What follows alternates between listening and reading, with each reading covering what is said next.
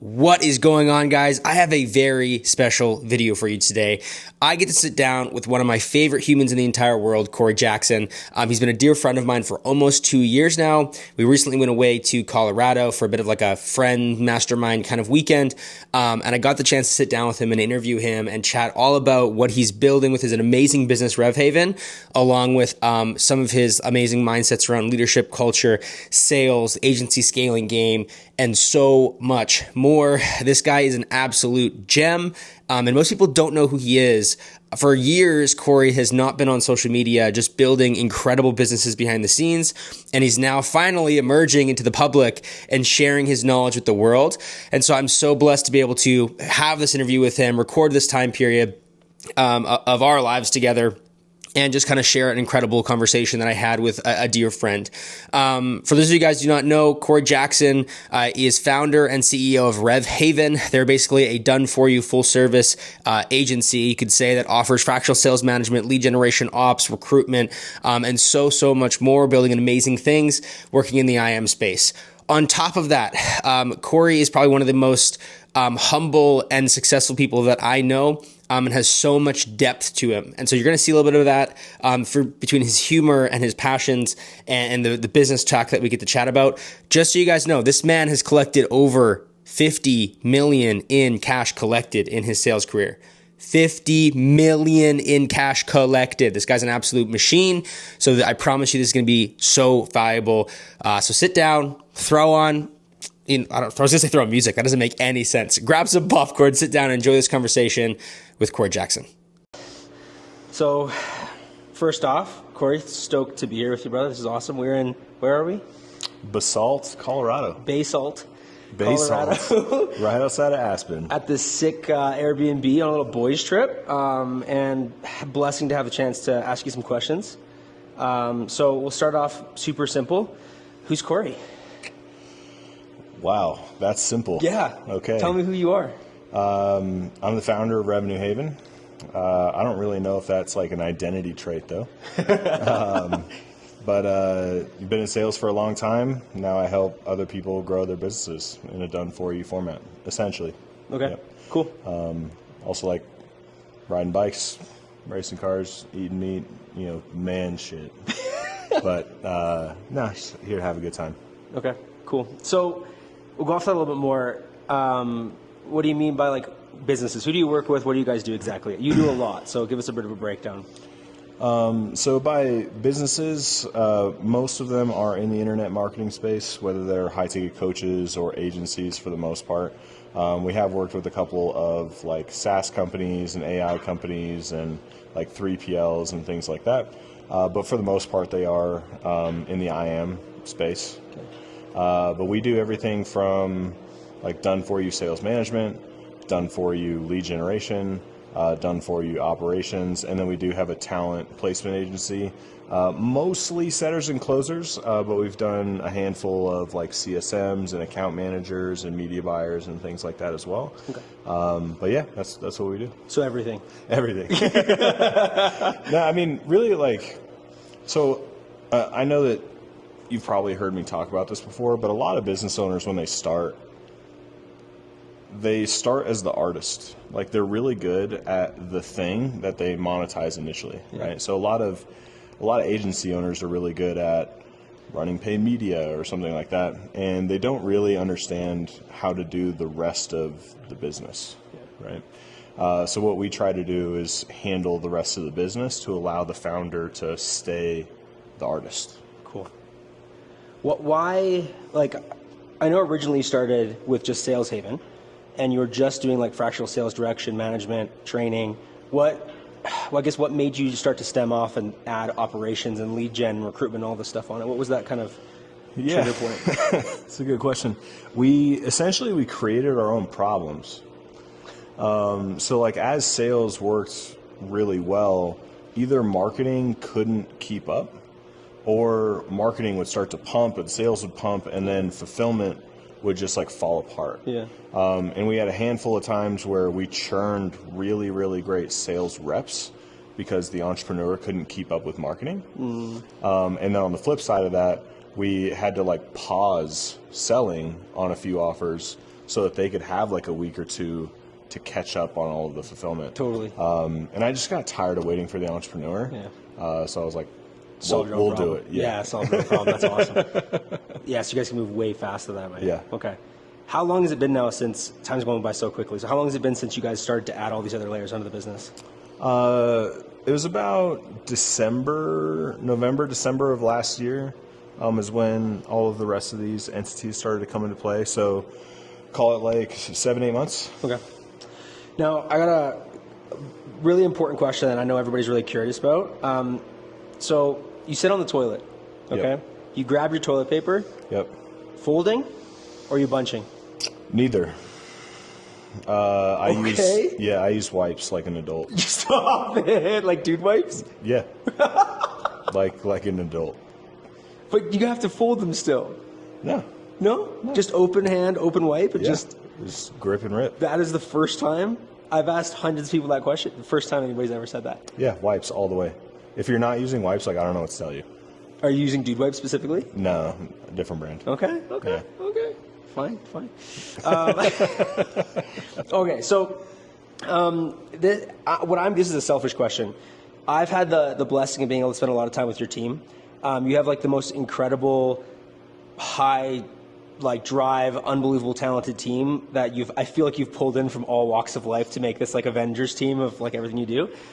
What is your, I guess, idea around building culture and leading a team? Because I feel like everybody knows you for sales and direction and everything that you've done on that side of things, but I've personally seen so much of the leadership side of you that I feel like a lot of people haven't. So what would you say is like some key points around culture when building a team that you focus on to build the amazing community that you have right now?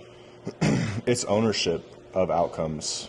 I think that fuels the culture of a business more than ping pong tables and cold brew on tap, right?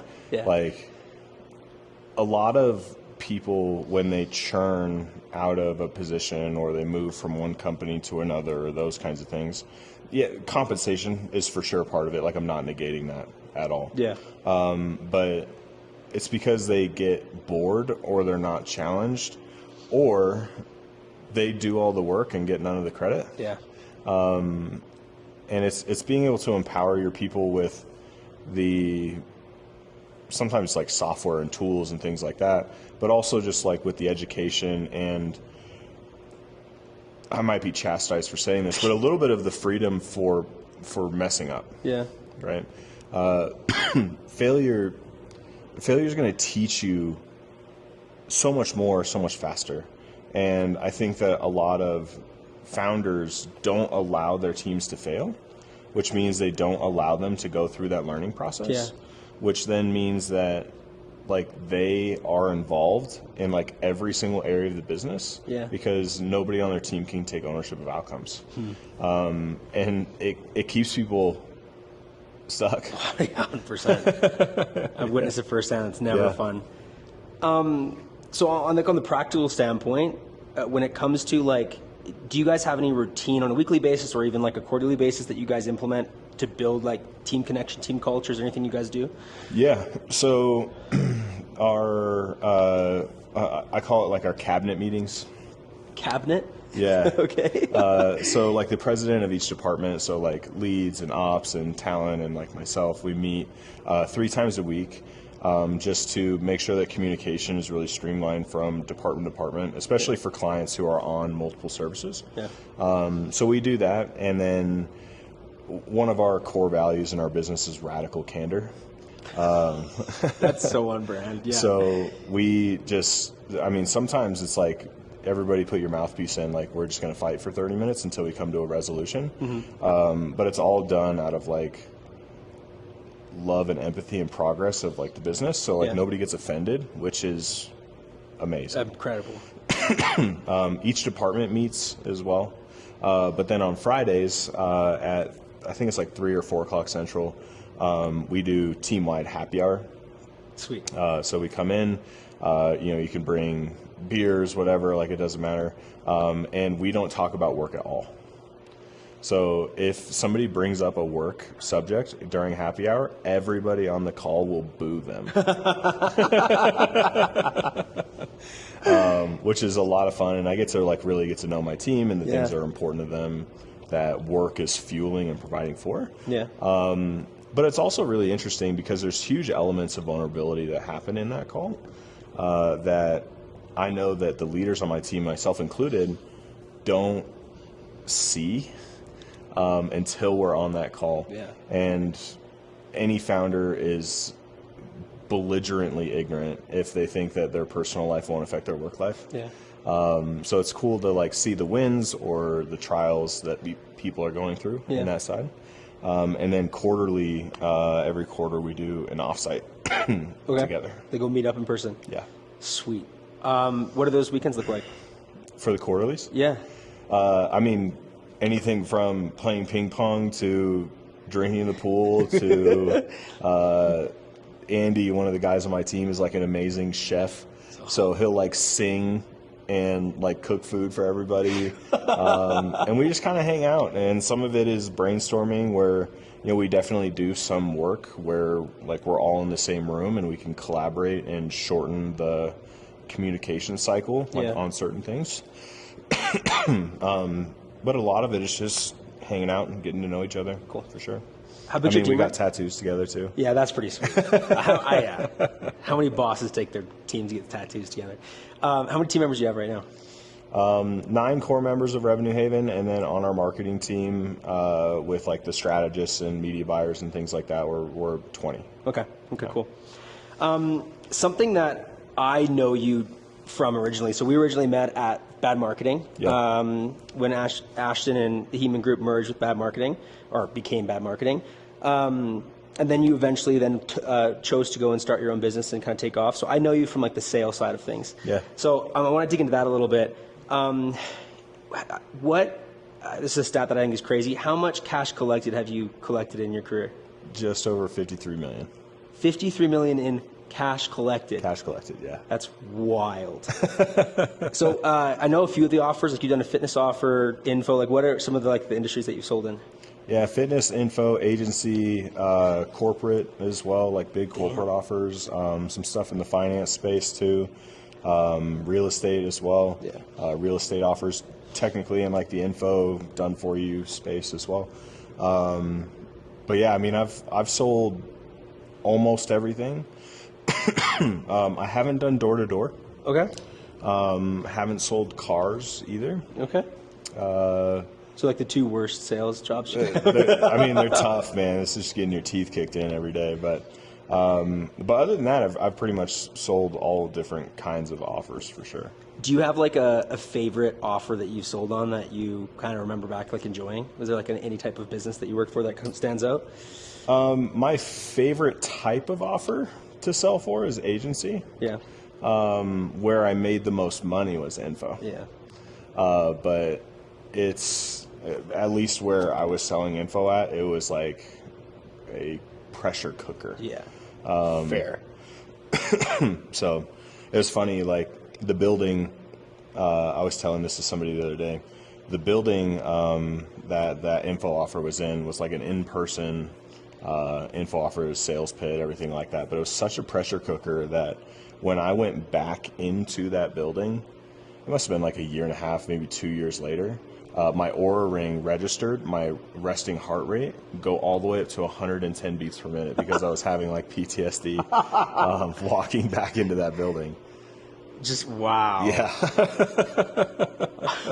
That's actually crazy. It was out of this world. I mean, probably one of the best sales experiences I've ever had. Yeah. I compressed 15 years of sales experience into like 2.5 years. So much volume and Yeah, it was wild, but yeah, I mean, definitely stressful. Yeah, for sure. Okay.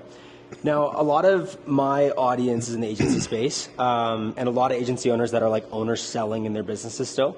So when it comes to how you look at sales, say you have an agency owner that you're working with, what are some things that you would say are like the most important for them to be focusing on when it comes to like increasing cash collected or just increasing more volume of sales specifically? Is there anything that stands out for the agency space? Yeah. I would say there's probably three major things that contribute to that. The first one is having the agency niche down. Okay. And niching down doesn't have to be like hyper niched. Yeah. Right.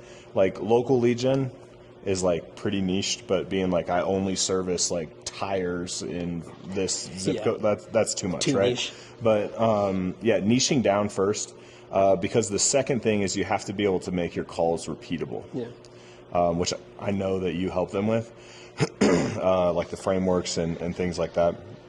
Because if every single call that you take is different, it's impossible to get you out of that seat as a founder. Yeah. Because you can't teach somebody on it, right? And there's things like founder bias and all this kind of stuff that come into play there. So, like, repeat the outcomes, repeat the structure, repeat the frameworks, and prove that the framework works before hiring a closer. 100%. So important. Like, could not push into that enough. Yeah. And then the third one, I know you also talk about this, but it's such a resistance for a lot of founders. I don't know why. It just is. But just ask for more money. 100%. This is a hot topic for me. 100%. Just ask for more. But it can't be that simple. It really is. It really is. If you charge $3,000 a month, 1 out of every 10 calls ask for $3,500. Just a little increment, $500. And then you validate $3,500, and then you ask for $4,000, and then like you see where the value cliff exists. Yeah. Right. Yeah. But these founders live so far away from the value cliff that I bet there's multiple people right now that maybe watch this, maybe don't, that are charging $1,500 to $2,000 that could easily charge $5,000 to $6,000 and 4x their business with the same amount of costs. 100%. It's actually wild. It's actually wild. And so many, I guess it's such a mindset game too. It's like I know so many agency owners that do the exact same services and charge $10,000 a month as some that are doing it for $2,000 a month. And you wonder why you're having a hard time growing. Like, I think it's so important. Because you don't have the cash. Yeah, 100%. Okay, so going off that a little bit further onto the sales side, one of the main questions that I get often is, as an agency owner, say you have the system in place, you got the framework in place, you start to replicate your sales process. When is like some markers or a good time to actually replace yourself with the closer? Is there like a certain thing that you look for? Is it cash collected? Is it volume of lead flow? Like, what does that look like? That's a really good question. How far into the weeds do you want me to get? Go whatever you feel like is important. Okay. Go for it. So the gold standard for closers in the internet marketing space is $10,000 a month. Okay. Yeah. So if you do 10% of first contract or 20% of first payment or whatever, however you structure it, you want to see how many deals have to come in at your current price point to be able to hit that requirement, right? So if you charge, I don't know, let's say $5,000, you do 10% of first contract, means they're going to make $500 a month for the first 3 months or whatever, right? Or 20% is $1,000, right? Which means they need to close 10 of them and do $50,000 of new cash to be able to make $10,000 a month, right? So if they need to close 10 of them, and let's use an industry average of a 25% close rate, that means they need to take 40 calls, which if you have an 80% show rate, means you need to schedule 50 calls. Yeah. Okay. It's a lot. It's a lot of calls for most people, right? But if you use, let's say, cost per book call, $300, right? That means that you need to be okay spending $300 for 50 calls, right? As soon as you can do that, hire a closer. Okay. So then in that case, like as far as being able to get to that point, say you have an agency owner that's gotten to like, maybe they're at 40 to 50K a month and they've like willed it to be to that point. They've just like forced themselves to get to that point through like cold and whatever, cold calling, whatever it might be. To get to that, say 50 book calls, what do you see most agencies doing to create that type of volume? Is it cold outbound? Is it DMs? Is it just ads? Like what do you see most common? I think it kind of depends on the industry that the agency is servicing. As an example, if you're like an e-com agency, you're probably not having a ton of success through cold email, right? It's probably paid ads, organic, that kind of stuff, right? But if you are like a PR agency, you probably crush cold email, right? Totally. So I think it really just depends on the avatar that you're servicing, and the medium in which they engage back. Now, I do think that you should always have multiple legs to the stool. I think that organic should always be one of them. I do think that paid should always be one of them, depending on how fast you want to grow. Yeah. And then I do think some level of cold should always be one of them. But what I'm going to clump into organic, which I think a lot of agency owners miss between 40, 50K, is like hyper focusing on referrals of successful clients. Love that. Okay. Like that is organic traffic. Yeah. Right. But if you have, 10 clients and 6 of them are just crushing, like ask them for referrals to be able to get some organic growth with no customer acquisition costs. Amazing. I know a lot of people in the agency space, especially my members, there's moments where they're kind of unsure of when that moment is to ask for a referral. Do you have like any kind of markers that you pay attention to for clients where you're like, oh, it's time to go ask that person? All the time. Just all the time? Yeah, all the time. I would say if you're looking to do it strategically, one is if you're bold enough, at the close. So like when they pay, at the close. Damn, okay. Yeah. Like on the sales call. Yeah, like when they're like, hey, take my money, and you say, thank you for your money, asking right there. So that's one. The second one is what I'll call like an activation point. So if they have like a big win, right, they get their first $100,000 month or something like that, like an activation point.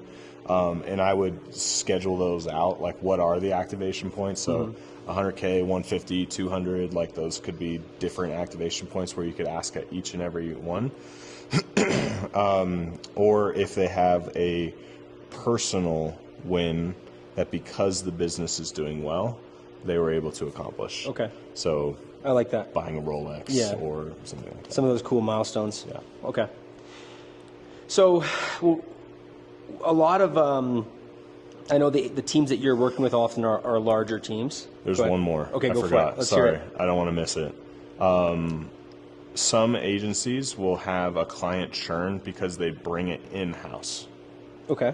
So it had nothing to do with the agency. They just decided to build an in-house marketing team. Yeah. And the agency did its job, essentially, to get them to that point. If you ever have a client churn because they're bringing it in-house, that's also a great time to ask. I really like that. I think it's a good opportunity to be able to try to make something out of a loss, not a loss, but transition. Okay, so going kind of off the same thing around these agencies around the 40, 50K a month range that are like looking to get to say 100K, 200K a month and start to grow. What do you feel like separates an agency doing 50K a month from doing like 150 plus a month? Is there any specific things? People. Okay, elaborate. Yeah, I mean, it's people. So 0 to 1 is effort, right? So like 0 to 10K, 0 to 20K is purely effort. Like you can brute force the shit out of that. Yeah. I would say up to like 50 to maybe 80, like $1 million run rate is skill. But anything north of $1 million run rate is people. So you have to have the right people in the right seats. It's not just having people on your team. Yeah, I was going to say. There's a ton of agencies out there that hire the wrong people or carry like a lot of bloat and those kinds of things, which can be a detriment. But it's having the right people. But all success in, this is why we handle these 4 areas. But in order for an agency to truly grow, they need to have sales systems, which I know you crush on, and being able to replicate that process. They need to be able to have a hiring pipeline to be able to keep up with sales. They need to be able to consistently drive leads. Yeah. And then they need to make sure that their fulfillment doesn't fall apart at scale.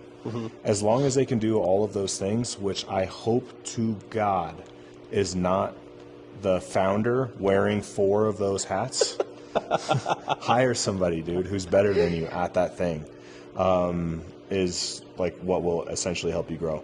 But the biggest barrier to entry is so many founders are unwilling to go through the margin compression of hiring somebody to then have exponential margin expansion. Yeah. And they either live like idiots and they spend all of their discretionary earnings like every single month and they start at zero.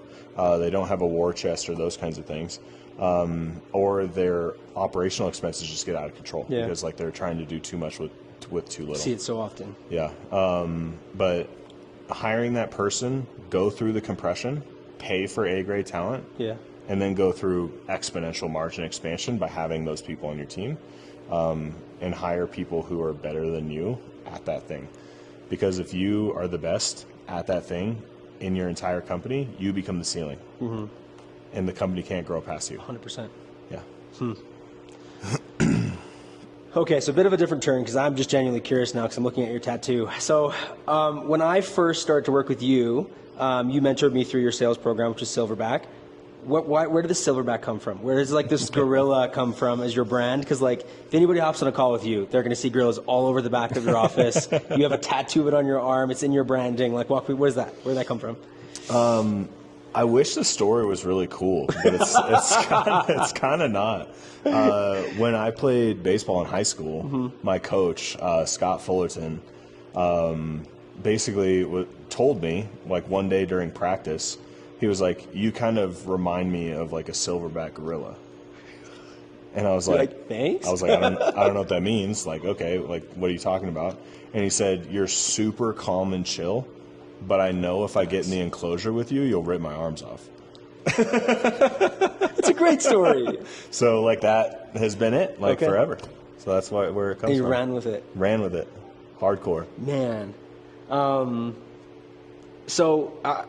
This is something that I find that I love about you is every time we hang out, I learn so much more about you and like your interests, and you have a lot of like random interests that you're into. So, you played very competitive baseball, which I didn't learn until we hung out a few times. We both played competitive baseball. And just tore our rotator cuffs in the front yard yesterday. We were just in this beautiful Airbnb playing catch, and we both woke up with like super sore shoulders today. Don't regret it whatsoever.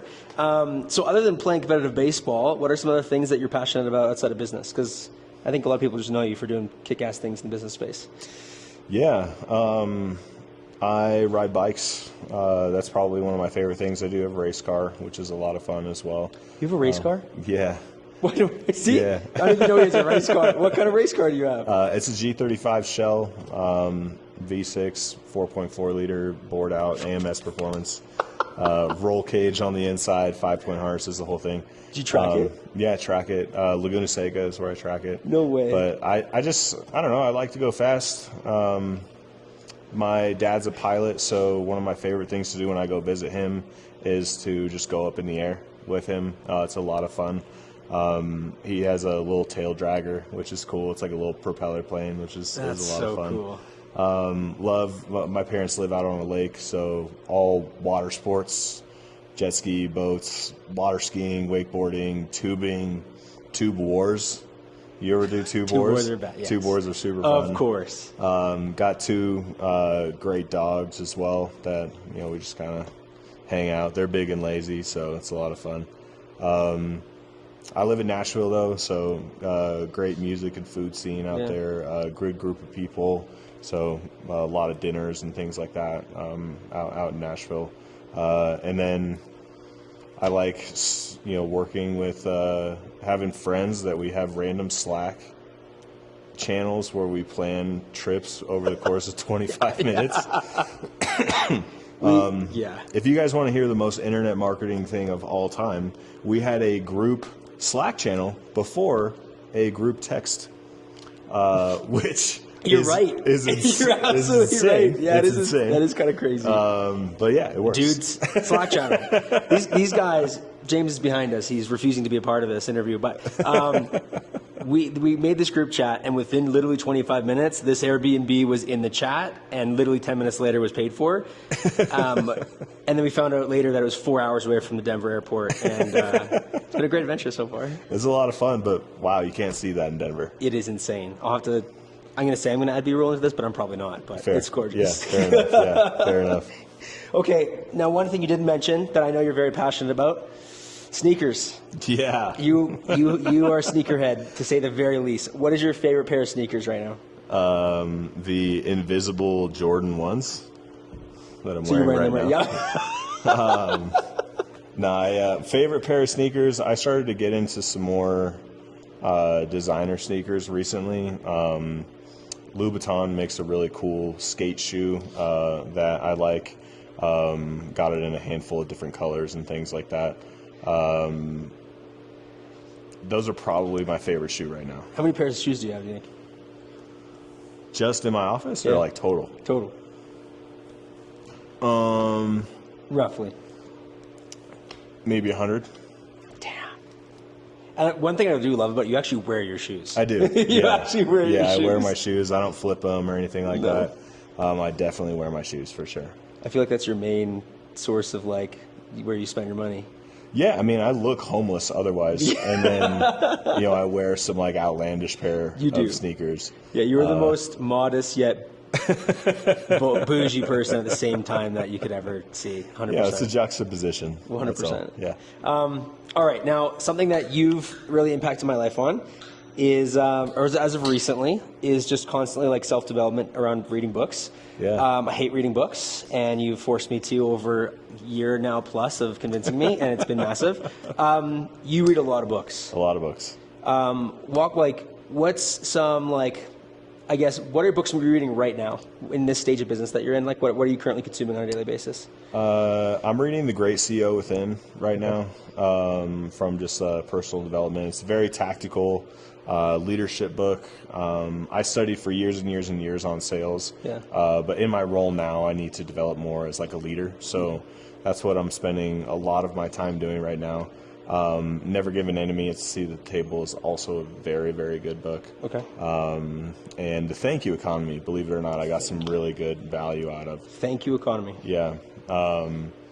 But yeah, I love to read. It's some books you read once and you're good, but then there's others that you read 5 times and you find something new every time you go through it.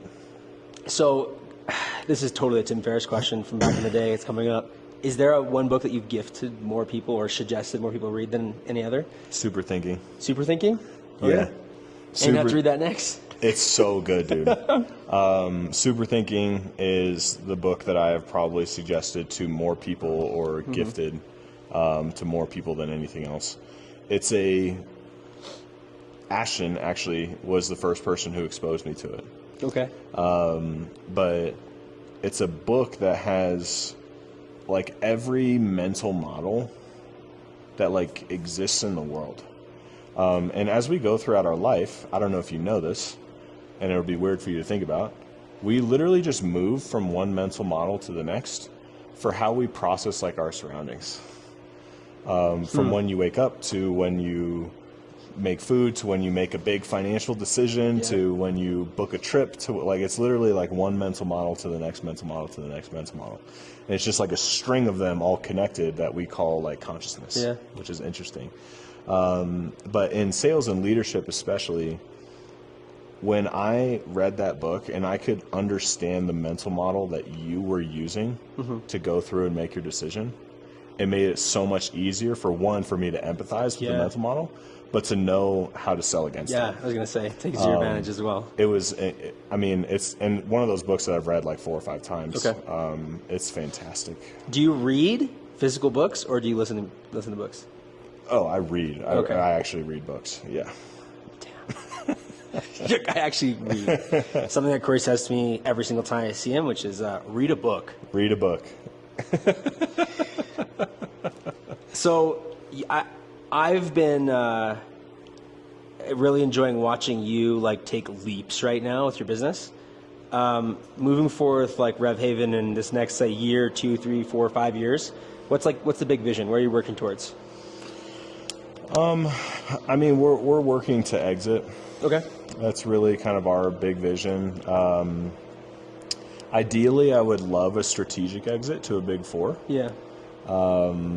I think that the Big Four operates a few years behind the internet marketing space as it stands right now, because the IM space just moves so fast, like so fast, faster than anything, right?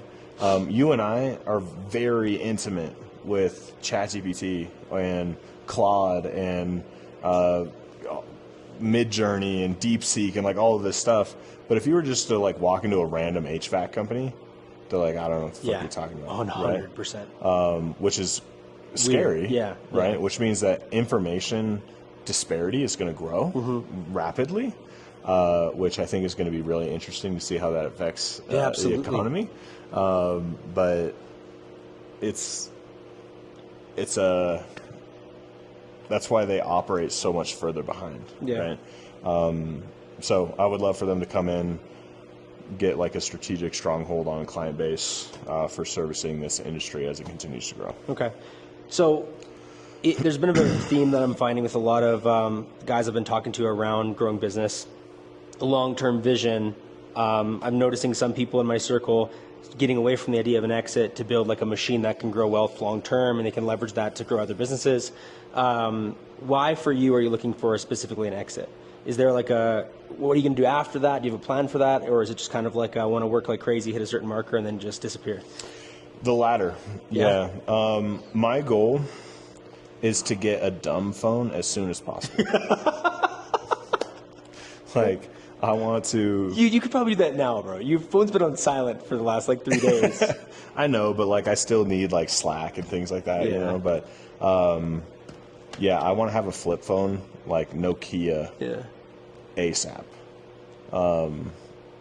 Now, does that mean I have to exit? No, but I have kicked my dick in from an effort perspective. Yes, you for have, like bro. for a long You've time. been pushing. So I just want to be like, I earned this vacation. Yeah. Yeah. What do you think you'd have to do right now in your business to have a flip phone? That's a good question. What would have to change? I think I would probably have to just get, and this is my own shortcoming, but just develop my A-level leaders a little bit further. I don't think they're super far off from it, but to be able to develop them a little bit further, to be able to have a dumb phone. Yeah. Yeah. Be a sick goal. It's a cool one, right? Everybody's like, I want a fucking Lambo. I'm like, dude, I just want a Nokia. I just want a Nokia, bro. You'd be so sweet. You're like a mastermind event. You're like, 1 second, flip. Hello.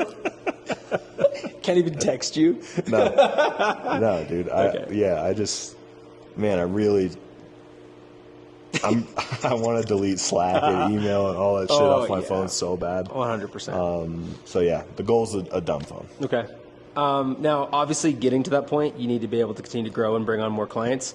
Who is Rev Haven's like ideal client? Someone's watching this. Like, who's your ideal person that you can absolutely just destroy for? Agencies and high ticket who are at $100K a month or above. Okay. That's really our sweet spot. Typically, anything under that, the founder should not offload some of those hats yet. Yeah. But after like, $10 million, we'd be happy to consult and things like that. But they typically have in-house people for each one of those departments, right? But yeah, right, 100 to 500K a month is where people typically would come in and start with us, and then we would be able to grow them through that. Yeah. Okay. If somebody is, I got 2 more questions for you. If somebody is wanting to come work with RevHaven, like where can they find you guys? RevHaven.co. Okay. Easy peasy. Come on in. My calendar's on there. You can also, honestly, you can just find me on LinkedIn or DM me on Instagram. I'd be happy to set up a call as well. Or you can find any of my team on there too. But yeah, we have calendars and things like that, but we're also human beings. So if you just want to say saw dude. Yeah, a little saw dude. Yeah. Throw it out there. Catch a little calendar. A little jam action. session. Yeah. I still, to this day, my calendars are called jam sessions. I know they are. Yeah. You got me saying it. Now I say it all the time. Yeah, I want a jam, bro? Hop on. Love it. Okay. Final question. If you could put any type of message on a giant streamer behind a plane that would just fly around the entire world and everybody would see, what would that message be? Try harder. That was quick. Yeah. Try harder. Yeah. Why try harder? I can't remember if it was like Just do better, bro. like Zig Ziglar, or one of like the OG motivational speakers talks about how like the graveyard is like the richest area like in the world because people have all of these dreams that never came to fruition because they never tried. Yeah. Essentially. I want you to have this thought exercise with me. Okay. And I think it'll make sense. Let's do it. Okay. How different would the world be today if every single person gave 100% every day? Dude, it'd be crazy. It'd be crazy. Crazy different. So yeah, try harder. Okay, that's a really good one. Try harder. All right, I love that. Well, thanks, brother. I'm sure we're going to go and play some cornhole now. Hell yeah. But I appreciate you hopping on. This is great. Get it done. Sod it. Saw it.